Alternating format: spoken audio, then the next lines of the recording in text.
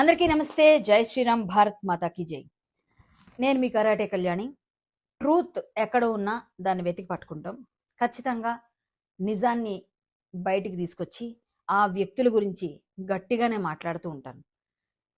మీకు తెలుసు, హైదరాబాద్లో ఒక మహిళ దొరసాని ఉంది. ఆవిడ పేరు నేను చెప్పక్కర్లేదు, కానీ మీకే అర్థమైపోతుంది. ఆవిడ నగర మేయర్గా ఉన్నారు. ఇంతకుముందు బీఆర్ఎస్ పార్టీలో ఉన్నారు. ఇప్పుడు తన స్వలాభం కోసం అనుకోండి, అవసరాలు ఉంటాయి కాబట్టి ఇప్పుడు కాంగ్రెస్ పార్టీలో ఉన్నారు.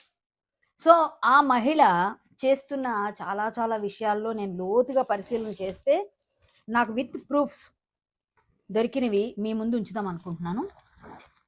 ఇదిగోండి, ఆవిడ పైన ఎఫ్ఐఆర్స్ కూడా ఫైల్ అయి ఉన్నాయి.